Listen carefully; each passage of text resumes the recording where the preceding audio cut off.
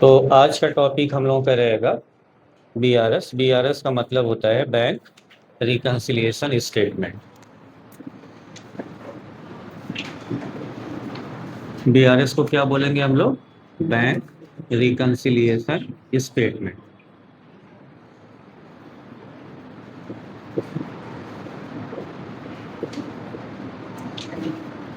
इसे हिंदी में कहा जाएगा बैंक समाधान विवरण।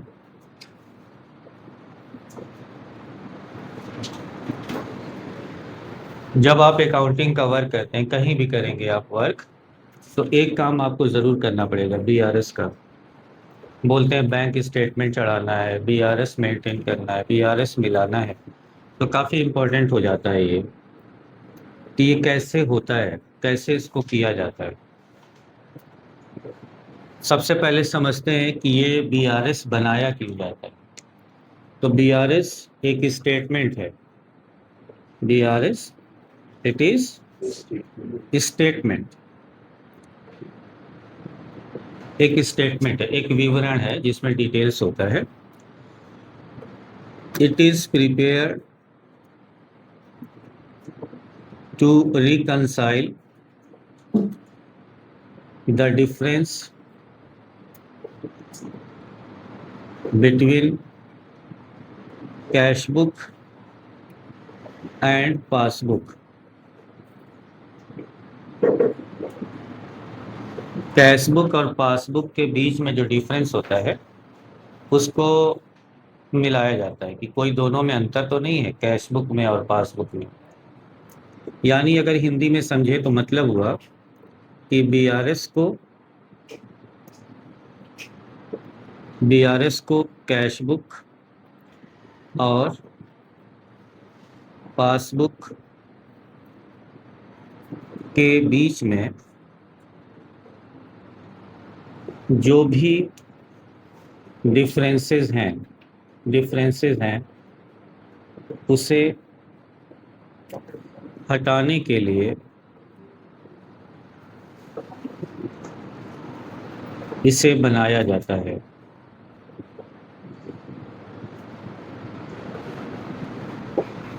मतलब BRS is prepare to remove the differences between cash book and passbook. Cash book और पासबुक के बीच में जो भी डिफरेंस आते हैं उसको ख़त्म करने के लिए बीआरएस बनाया जाता है। कैसे आ जाते हैं? जैसे एक आप कंपनी है, कोई एक कंपनी उदाहरण के लिए ले लेते हैं, आप वहाँ अकाउंटेंट का काम करते हैं। जैसे हम नाम ले लेते हैं अमित प्राइवेट लिमिटेड, ये एक कंपनी है। इस कंपनी में आप अकाउंटिंग का वर्क करते हैं, अकाउंटेंट हैं। यहाँ पर आप कंप्यूटर पर अकाउंटिंग का वर्क करते हैं। तो जो अकाउंटेंट होता है वो अपनी कंपनी में क्या मेंटेन करता है? Cash book. उसमें ये दिखाता है कि कितना पैसा आया बिजनेस में और कितना पैसा बिजनेस से गया। इनफ्लो मतलब आना और आउटफ्लो मतलब जाना। कैश बुक मेंटेन करता है। कैश बुक में किस चीज़ की बात हम लोग करेंगे? बैंक से रिलेटेड। यानी कैश बुक में एक कॉलम होता है बैंक का, तो हम लोग डबल कॉलम की बात कर रहे हैं। कैश बुक में कौन सा कॉलम? जिसमें बैंक वाला कॉलम होता है। तो हम ये जानना चाहते हैं कि हमारी संस्था में, हमारी कंपनी में कितना बैंक में पैसा आया और कितना पैसा गया, ये हम जानते हैं। ये हम लोग खुद मैनुअल मेंटेन करते हैं। फिर इस संस्था का किसी बैंक में खाता होता है, जैसे एसबीआई। हर कंपनी का किसी न किसी बैंक में अकाउंट होता है, चाहे वो करेंट अकाउंट हो। ज़्यादातर करेंट अकाउंट होता है, लेकिन कुछ लोगों का सेविंग अकाउंट्स भी होता है। तो दोनों में से कोई अकाउंट होगा। तो जो बैंक आपका मेंटेन करता है खाता, तो उसको बोलते हैं पासबुक। हाँ, ज़्यादातर current account. Maximum. Current sir same क्या डिफरेंस है? ये सेविंग के लिए है और ये बिजनेस के लिए है। इसमें क्या है, लिमिट नहीं है, चाहे जितना पैसा जमा करो, चाहे जितना पैसा टैक्स तो लगता होगा सर? नहीं, बनाया ही गया है उसी लिए। और ये इसलिए बनाया गया है कि आदमी अपनी इनकम का कुछ पैसा या घर में न रख के बैंक में रख ले, और इसका उद्देश्य है कि लेन देन इससे करें, क्योंकि सेविंग अकाउंट में निकालने की एक लिमिट होती है, उससे अधिक पैसा नहीं। लेकिन करंट में ज़्यादा निकाल भी सकते हैं, ज़्यादा जमा भी कर सकते हैं। तो बैंक जो खाता मेंटेन करता है उसका नाम है पासबुक। तो एक ही बिजनेस का दो अकाउंट हो गया, अमित प्राइवेट लिमिटेड का दो अकाउंट हो गया। एक का नाम क्या था, जो वो खुद मेंटेन करते हैं, उसकी कंपनी में मेंटेन किया जाता है, और एक उसका खाता बैंक में है तो बैंक उसको मेंटेन करता है, उसका नाम पासबुक है। दोनों जगह जो एंट्री होती है वो सेम होती है, यहाँ भी वही होती है, वहाँ भी यही होती है। तो दोनों जगह के बैलेंस में कोई अंतर नहीं होना चाहिए। जैसे कोई कस्टमर है, अगर वो हमको 5,000 का चेक दे दे तो हम क्या करेंगे, 5,000 अपने यहाँ कैश बुक में दिखा देंगे कि हमें 5,000 क्या हुआ कस्टमर से। फिर हम उस चेक को कहाँ ले जाएंगे, बैंक में जमा कर देंगे। तो बैंक में जब जमा हो जाएगा तो वहाँ भी कितना हो जाएगा, तो दोनों जगह का बैलेंस बराबर हो जाएगा। क्योंकि ये हम कंपनी में मेंटेन करते हैं, रजिस्टर्ड मेंटेन करते हैं, तो उसका नाम हो गया कैश बुक, और एक हमारा खाता बैंक में होता है तो बैंक मेंटेन करता है, तो उसको बोलते हैं पासबुक, और उसको बैंक स्टेटमेंट भी कह सकते हैं।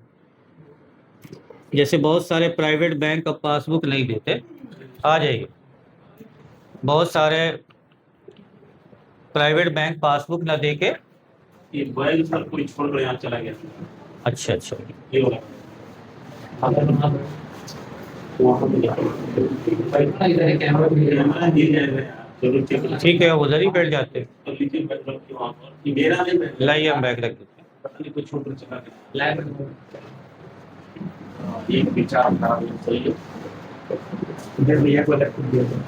तो बीआरएस एक नया टॉपिक हम लोग पढ़ रहे हैं। अब तक हमने बताया है, ये बहुत ही इंपॉर्टेंट टॉपिक है किसी भी कंपनी के लिए, कि बैंक रिकन्सिलिएशन स्टेटमेंट क्यों बनाया जाता है।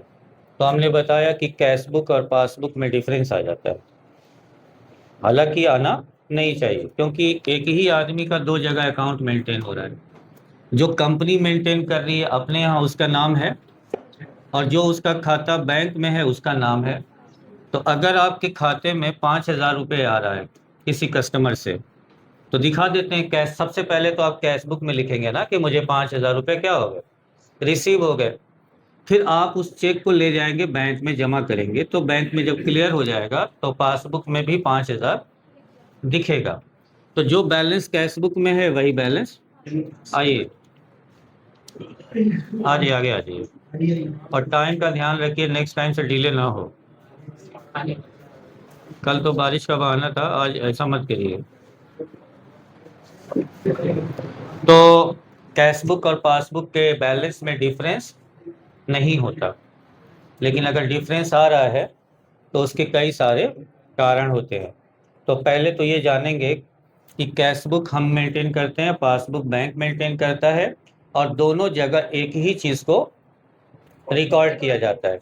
अगर 10,000 रुपये हमने किसी को सैलरी पे किया तो लिखेंगे कैश बुक में से कि 10,000 रुपये क्या हो गए, चले गए।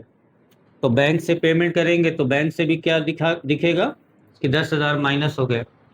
तो मतलब आपको कैश बुक और पासबुक में डिफरेंस नहीं आएगा, हमेशा दोनों का बैलेंस सेम मिलेगा। लेकिन कई कारण ऐसे होते हैं कि कैश बुक और पासबुक के बीच में डिफरेंस आ जाता है। तो पहला काम करेंगे, पता करेंगे कॉजेस, कारण क्या है कि कैश बुक और पासबुक में डिफरेंस आता है। फिर उसको रेक्टिफाई करेंगे, ठीक करेंगे कि कैसे वो ठीक होगा। क्लियर हो गया कि पासबुक क्या है। तो पासबुक एक, सॉरी, बीआरएस क्या है, एक स्टेटमेंट है जो अकाउंटेंट क्या करता है, प्रिपेयर करता है ताकि जो कैश बुक और पासबुक में कोई अगर डिफरेंस है तो उसे हटाया जाए, मैच कराया जाए। ऐसा क्यों ज़रूरी है? फॉर एग्ज़ाम्पल, यहाँ पर 25,000 रुपये कैश दिख रहा है कैश बुक में, और पासबुक में दिख रहा है 20,000 रुपये। तो अगर हमको अपने अकाउंट में बैलेंस शीट में दिखाना है कि मेरे खाते में 25,000 रुपये है, तो मैं ये दिखाऊंगा। लेकिन यहाँ तो 20,000 दिख रहा है, तो जब अकाउंट हमारा चेक होगा तो मिसमैच करेगा कि आप यहाँ बता रहे हैं कि आपके खाते में 25 है, बट रियलिटी में आपके खाते में कितना है? इसका मतलब आप गलत दिखा रहे हैं। तो इसको दिखाएंगे तो गलत मान लिया जाएगा, और इसको दिखाएंगे तो भी गलत मान लिया जाएगा कि यहाँ फिर 25 क्यों है। यानी कैश का बैलेंस, जो बैंक में आपका पैसा है, उसको दिखाने से पहले क्या करिए? बीआरएस बना लीजिए ताकि दोनों जगह का बैलेंस मैच हो जाए। क्योंकि बिना मिलाए अगर आप दिखाएंगे, इसे दिखाएंगे और वहाँ अलग होगा तो गलत माना जाएगा, और उसे दिखाएंगे और इधर फर्क होगा तो कैश बुक में अंतर हो या पासबुक में अंतर हो, कहीं भी होगा अंतर तो उसे गलत माना जाएगा। तो इस वजह से दिखाने से पहले क्या करिए? उसको बीआरएस बना के उस डिफरेंस को ख़त्म कर दीजिए, रिमूव कर दीजिए। फिर उसके बाद दोनों का बैलेंस क्या हो जाएगा? मैच हो जाएगा, तब आप दिखा सकते हैं। इसीलिए बीआरएस बहुत इंपॉर्टेंट है कि बीआरएस के ज़रिए जो बैंक में एक्चुअल में पैसा है वो दिखाया जाता है। बीआरएस कौन बनाता है? अकाउंटेंट बनाता है। कौन बनाएगा? अकाउंटेंट ही बनाएगा। अब कब बनाया जाता है? तो मंथली भी बना सकते हैं अगर बैंक से लेन देन बहुत ज़्यादा है। थोड़ा कम है तो क्वार्टरली भी बना सकते हैं। क्वार्टरली मतलब 3-3 महीने पर बीआरएस। और वैसे ज़्यादातर लोग बनाते हैं साल में एक बार, 31 मार्च, यानी 1 अप्रैल से 31 मार्च तक का बीआरएस बनाया जाता है। मिलाया जाता है किससे किसको? कैश बुक को पासबुक से मिलाया जाता है, और जो दोनों जगह सेम है वो टिक हो जाता है कि कोई अंतर, और जहाँ एक जगह लिखा हो कुछ, दूसरी जगह लिखा हो कुछ अलग, तो उसको क्रॉस कर दिया जाता है कि यहाँ पर क्या है? डिफरेंस है। फिर पता किया जाता है वो क्यों है। तो सबसे पहले हम लोग लिखते हैं कॉजेस। कॉजेस मतलब कारण। डिफरेंस के क्या कारण हैं? तो पहला कारण है कि check issued but not presented for payment. इसका हिंदी में मतलब हुआ कि चेक से भुगतान किया गया, किसी को चेक से भुगतान किया गया है लेकिन बैंक से भुगतान अभी नहीं हुआ।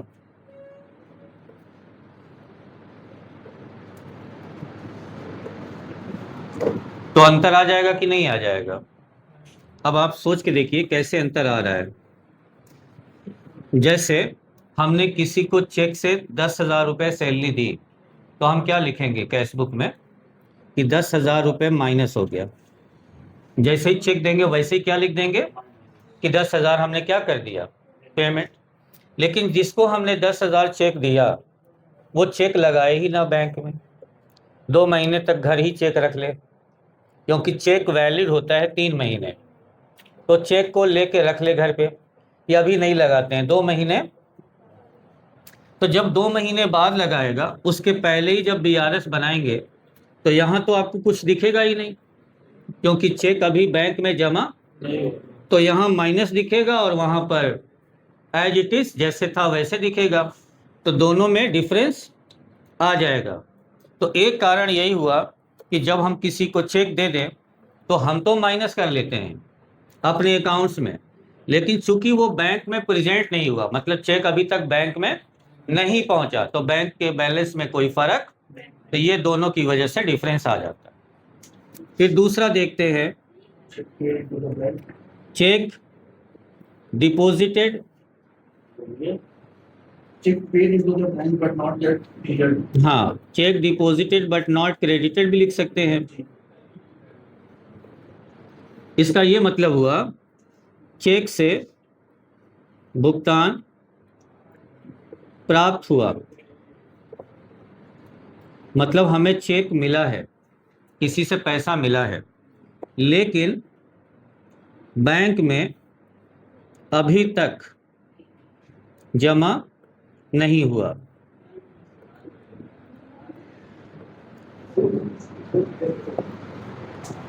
सपोज कोई कस्टमर आपको 20,000 का चेक दे दे, तो क्या लिखेंगे आप सबसे पहले? कैश बुक में प्लस की माइनस? मिलेगा तो प्लस कर देंगे। आपके आपके कैश बुक में 20,000 क्या हो जाएगा? बढ़ जाएगा। लेकिन अगर हम चेक बैंक में न जमा करें तो बैंक के बैलेंस पे कोई फर्क सेम रहेगा, कोई अंतर नहीं आएगा। तो हमारे यहाँ 20,000 बढ़ गया है, पासबुक में कोई डिपॉजिट, तो डिफरेंस आएगा कि नहीं आएगा? तो फिर ये दूसरा कारण था। तीसरा कारण, हाँ पहले लिख लेते हैं, बैंक चार्जेस डेबिटेड। बैंक जब पैसा कट करेगा तो कहाँ फर्क आएगा? पासबुक में फर्क आएगा कि कैश बुक में? जब बैंक कोई चार्ज काटता है, जैसे एटीएम का या फिर पासबुक का, एसएमएस का, तो आपके खाते से उतना पैसा क्या कर लेगा? कट कर लेगा। तो पासबुक का बैलेंस क्या हुआ? कम हो गया। लेकिन अगर आप अपने यहाँ उसको ना दिखाएं, भूल जाएं, या अपना बैंक स्टेटमेंट ना निकालें, तो आपको पता ही नहीं चलेगा कि हमारा कटा भी है। दूसरी चीज़, अगर मैसेज आ गया आपके मोबाइल पे कि कट गया है पैसा, तो भी उसे एविडेंस नहीं माना जाता। जब तक बैंक से स्टेटमेंट ना आ जाए या पासबुक में वो दिखे ना कितना पैसा आपके खाते से, तब तक उसको डिडक्ट नहीं, यहाँ दिखा नहीं सकते। कहाँ पर? कैश बुक में, क्योंकि उसे एविडेंस नहीं माना जाता। जैसे हम आपको फोन पे और पेटीएम से पेमेंट करें और उसका स्क्रीनशॉट आपको भेजें, तो पेमेंट तो हो जाएगा और एक दूसरे को समझ भी लेंगे कि लेन देन हुआ है, बट अकाउंटिंग के हिसाब से वो एविडेंस नहीं माना जाता। उसके लिए क्या करना पड़ेगा कि आपको एक रिसिप्ट या बैंक से स्टेटमेंट निकालना पड़ेगा। अगर बैंक से नहीं निकाल सकते तो मोबाइल ऐप्स होता है बैंक का, उससे भी स्टेटमेंट निकाल सकते हैं। फोन पे का जो सर हम लोग पैसा पेमेंट करते हैं तो इसका जो रिसिप्ट मिलता है वो कोई मतलब नहीं, वो वैलिड नहीं है, क्योंकि वो बैंक का नहीं है। हाँ, देखिए फोन पे, गूगल पे, ये सब क्या है? Third party. ये हम लोगों को सुविधा प्रोवाइड करते हैं। जैसे बैंक से एसएमएस आता है तो बैंक का एसएमएस नहीं होता, जियो का होता है, एयरटेल का होता है। तो उस एसएमएस के लिए बैंक जिम्मेदार नहीं है। हाँ, सूचना मिल रही है, जानकारी, लेन देन हो रहा है, लेकिन वो ऑथेंटिक, हाँ, एविडेंस नहीं है। इसलिए बैंक का अगर ऐप्स है, बैंक का स्टेटमेंट है, बैंक का पासबुक है और उसमें कोई रिकॉर्ड है लिखित में, तब उसे प्रूफ माना जाएगा। तो एक कारण तो ये भी होता है कि बैंक में चार्ज कट गया और हम कैश बुक में दिखा नहीं रहे, तो अंतर आ जाएगा। अगला कारण है, ये तीसरा था, चौथा, इंटरेस्ट क्रेडिटेड बाय बैंक। अगर बैंक आपको ब्याज दे तो क्या होगा? कैश बुक का बैलेंस बढ़ेगा कि पासबुक का? अगर बैंक आपको इंटरेस्ट देगा तो आपके खाते में पैसा ऐड हो जाएगा, तो पासबुक का बैलेंस। लेकिन आप कैश बुक में उसे रिकॉर्ड नहीं कर सकते जब तक आपके पास एविडेंस ना हो, यानी कैश बुक अपडेट ना हो, बैंक स्टेटमेंट ना हो, रिसिप्ट ना हो। तो जब तक नहीं है, दोनों में क्या होगा? टेक्निकली डिफरेंस माना जाएगा। मेंटली तो समझ में आ रहा है कि दोनों जगह बराबर है, समझ में आ रहा है कि कस्टमर ने पैसा दे दिया, वो तो माना जाएगा, बट अकाउंटिंग के हिसाब से उसे रिकॉर्ड नहीं कर सकते, तो डिफरेंस आ जाएगा। अब कोई कस्टमर है, नेक्स्ट ले लेते हैं पांचवा, कि customer directly deposited into bank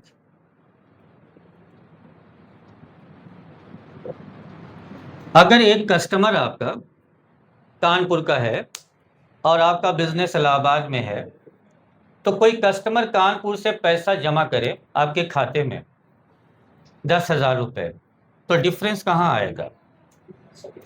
passbook में बैलेंस बढ़ जाएगा, लेकिन वो कैशबुक में आप रिकॉर्ड, हालांकि बैलेंस चेक करेंगे तो दिखेगा कि बढ़ गया, आप उसने स्क्रीनशॉट भी भेज दिया कि हमने फोन पे से कर दिया, ये सब रहेगा, बट आप कैशबुक में उसे लिख नहीं सकते क्योंकि आपके पास एविडेंस नहीं है, तो ये डिफरेंस आ जाएगा। इसके अलावा नेक्स्ट पॉइंट कि payment made by bank as per standing order. तो जी इधर का मीटा तो लेकिन सही समझ तो उसी में 5 पहुंच जाता है जाएगा। इधर का बोला था चलिए ठीक है, वही सही है जो एक पॉइंट और लिख लेते हैं कि पेमेंट मेड बाय बैंक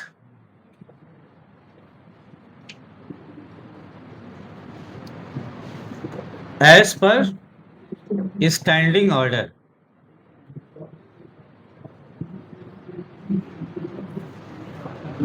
इसका मतलब ये हुआ कि हमने बैंक को पहले ही लिखित में आदेश दे रखा है, तो बैंक हमसे पूछता नहीं, जैसे ही ड्यू डेट आता है बैंक से पैसा कट जाता है। जैसे आप कोई सामान फाइनेंस पे लीजिए ईएमआई पे, तो 5 तारीख आएगा तो बैंक आपसे पूछेगा नहीं, हाँ अलर्ट दे देगा, मैसेज से जानकारी दे देगा, उसके बाद जैसे ही 5 तारीख आएगा आपके खाते से पैसा, तो डिफरेंस कहाँ आएगा? पासबुक में। लेकिन आप उसे कैशबुक में रिकॉर्ड नहीं कर सकते क्योंकि आपके पास वही अपडेटेड पासबुक, कैशबुक पासबुक नहीं है, बैंक स्टेटमेंट नहीं है, तो इसलिए आप उसे कैशबुक में दिखा नहीं सकते। तो हम डिस्कस कर रहे थे कि बीआरएस जब हम बनाते हैं तो कैशबुक और पासबुक में डिफरेंस आ जाता है, और उस डिफरेंस का क्या कारण है। तो हमने 6 कारण आपको बताए। पहला कि चेक इशू किया गया और बैंक में प्रेजेंट नहीं हुआ, मतलब हमने तो किसी को पेमेंट कर दिया, तो एंट्री कहाँ हुई होगी? कैशबुक में। हम जब चेक देंगे तो एंट्री हुई होगी कैशबुक में। बैलेंस माइनस हुआ होगा कि प्लस? माइनस, लेकिन वो चेक बैंक में गया नहीं है, तो बैंक के पासबुक में क्या हुआ होगा? कोई फर्क नहीं आया होगा, तो डिफरेंस आ गया, एक जगह माइनस हो चुका है। दूसरा था कि check deposited but not credited. हमें किसी से चेक मिला तो क्या करेंगे हम? जैसे ही चेक मिलेगा कैशबुक में एंट्री करेंगे कि हमें पेमेंट, तो हमारा कैशबुक का बैलेंस बढ़ जाएगा, लेकिन वो जब तक बैंक में जमा नहीं होगा तब तक पासबुक का बैलेंस, तो जब तक जमा नहीं होगा तब तक दोनों में डिफरेंस रहेगा। तीसरा कि अगर बैंक कोई चार्ज काट ले, किसी प्रकार का चार्ज ले, तो कहाँ अंतर आएगा? पासबुक में, और कैशबुक में कोई अंतर नहीं आएगा। तो इसलिए जब आपका अपडेटेड पासबुक नहीं रहेगा तब तक आप कैशबुक में उसे रिकॉर्ड, तो तब तक डिफरेंस बना रहेगा। चौथा कारण, अगर बैंक आपको किसी तरह का ब्याज दे तो क्या अंतर आएगा? पासबुक का बैलेंस बढ़ेगा, कैशबुक पे कोई अंतर, तो उसको बराबर करने के लिए आपको अपडेटेड पासबुक कराना पड़ेगा, बैंक स्टेटमेंट लेना पड़ेगा, तब जाके डिफरेंस मैच होगा। इसके अलावा कोई कस्टमर आपके खाते में कहीं से पैसा जमा कर दे तो क्या होगा? पासबुक में बैलेंस बढ़ेगा और कैशबुक में कोई फर्क नहीं आएगा। तो जब हमारे पास स्टेटमेंट आएगा तो हम यहाँ पर भी ऐड। इसके अलावा अगर हमने कोई स्टैंडिंग ऑर्डर यानी लिखित में बैंक को कोई परमिशन दे रखा है, जैसे इंश्योरेंस कराया तो कट जाएगा, एसआईपी कराया तो कट जाएगा, किसी तरह का फाइनेंस कराया तो कटेगा। बहुत से लोग ऑटो डेबिट ऑप्शन ऑन कर देते हैं, तो जैसे कोई आप सब्सक्रिप्शन लेंगे तो जैसे ही वो डेट आएगा कट जाएगा। आप रेंट इलेक्ट्रिसिटी को भी ऑटो डेबिट कर सकते हैं, जैसे ही डेट आएगा आपके खाते से पैसा। तो कहने का मतलब डिफरेंस कहाँ आएगा, और कैश बुक में तो कोई अंतर नहीं आएगा। तो दोनों को बराबर करने के लिए क्या करना होगा, अपडेटेड कैश बुक पासबुक आपको लेना पड़ेगा, फिर मिलाना पड़ेगा। अब हम लोग समझेंगे कि कैसे उसको मिलाते हैं।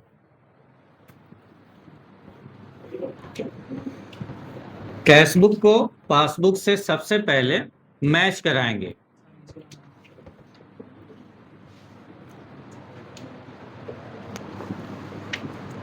मैचिंग या इसको मैपिंग भी कहते हैं।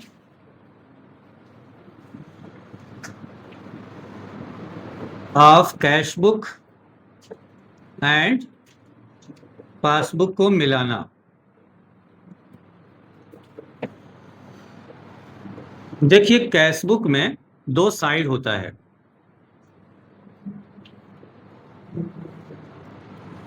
एक साइड को क्या बोलते हैं, डेबिट साइड, और राइट साइड को क्या बोलते हैं, ये बोला जाता है। डेबिट साइड का मतलब पैसा आया है, रिसिप्ट। क्रेडिट साइड का मतलब पेमेंट हुआ है। ये कैश बुक है। कौन सा कॉलम है ये, बैंक का कॉलम, कैश वाला कॉलम नहीं है, बैंक वाला कॉलम। फिर हमारा खाता बैंक में होता है, तो वहां से हमको क्या मिलता है, पासबुक मिलता है। तो पासबुक में ये 3 कॉलम होता है। पर्टिकुलर होता है, फिर यहाँ पर कितना डिपॉजिट किया, कितना विड्रॉ किया, और कितना बचा हुआ है, ये रहता है। डिपॉजिट साइड को बैंक में क्रेडिट कहा जाता है और विड्रॉल साइड को डेबिट कहा जाता है।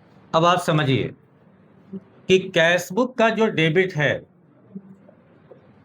कैश बुक का डेबिट और पासबुक का क्रेडिट, पासबुक का क्रेडिट सेम होता है। आपको लगेगा उल्टा, लेकिन है ये सीधा। इसको उदाहरण से समझते हैं।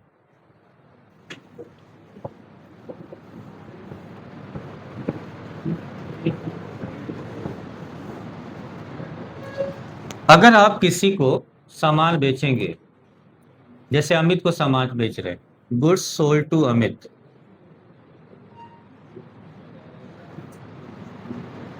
$5,000, तो आप एंट्री करेंगे अमित डेबिट टू सेल्स, ₹5,000। लेकिन अमित जब अपने यहाँ अकाउंटिंग करेगा तो क्या लिखेगा वो, परचेज अकाउंट डेबिट टू, जिससे खरीदा, मान लीजिए सुनील है तो क्या लिखेगा, सुनील। मतलब जो हमारा सेल्स है, सेल्स कहाँ पे है, क्रेडिट में, वो उनके लिए क्या है, परचेज, और परचेज कहाँ है, डेबिट।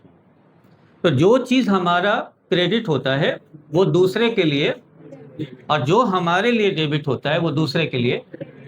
जैसे अगर मैं कैश में आपको पेमेंट करूं तो टू कैश होगा, लेकिन अगर आप खुद एंट्री करें तो कैश रिसीव हो जाएगा, डेबिट हो जाएगा। अगर मैं कैश आपको दे रहा हूं तो कैश मेरे तरफ से जाएगा, और अगर रिसीव कर रहे हैं तो आपके लिए कैश आएगा। तो जब हम लोग बैंक में पैसा जमा करते हैं तो हमारे यहाँ से पैसा जाता है, लेकिन बैंक के हिसाब से वो बैंक में पैसा आता है। तो बैंक का मैसेज आता है कि आपका अकाउंट क्रेडिट हो गया या डेबिट हो गया। क्या आता है, जब हम बैंक में पैसा जमा करते हैं तो डेबिट का मैसेज आता है कि क्रेडिट का। तो इसका मतलब बैंक कहता है कि जो हमारा क्रेडिट है वो हमारी, आपका डेबिट है, मतलब जो हमारे लिए डेबिट है वो बैंक के लिए, क्योंकि बैंक का वो पैसा नहीं होता, वो किसका होता है? अकाउंट होल्डर का, कस्टमर का। तो बैंक क्रेडिट के जरिए ये बताता है कि बैंक की लायबिलिटी क्या हो गई? बढ़ गई। अगर बैंक से डेबिट का मैसेज आ गया तो इसका मतलब हमारे खाते से पैसा, इसलिए हम जो मेंटेन करते तो हमारा डेबिट मतलब पैसा आ रहा है, तो बैंक में वो कहाँ दिखेगा? इसीलिए जब मिलाएंगे तो डेबिट को क्रेडिट से मिलाएंगे, यानी इस साइड को किससे मिलाएंगे? और ये जो क्रेडिट साइड है उसको किससे मिलाएंगे? ये ध्यान रखना पड़ेगा कि कैश बुक का डेबिट और पासबुक का क्रेडिट सेम होता है, और कैश बुक का क्रेडिट, पासबुक का डेबिट सेम होता है।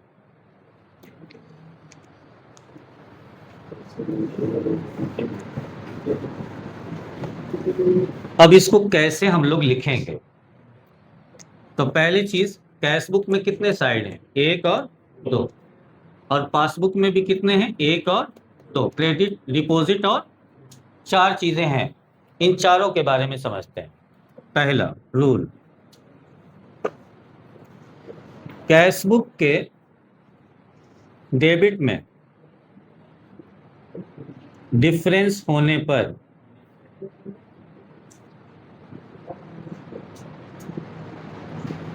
कैश बुक के क्या हो? डेबिट साइड में डिफरेंस हो, माइनस कर देते हैं। क्या कर देते हैं?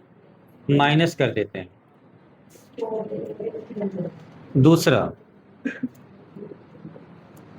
कैश बुक के क्रेडिट में, मतलब इस साइड अगर डिफरेंस है तो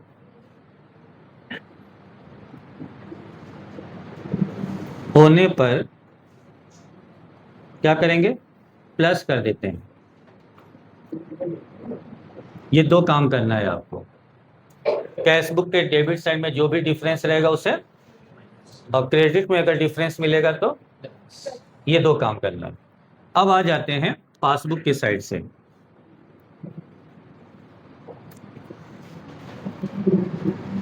पासबुक के डिपॉजिट साइड में डिफरेंस होने पर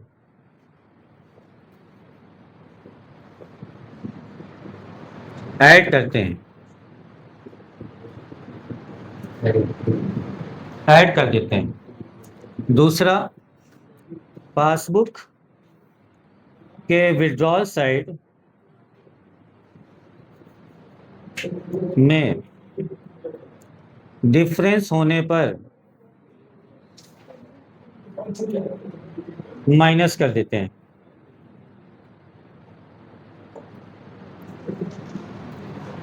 ये 4 रूल आप नोट कर लीजिए।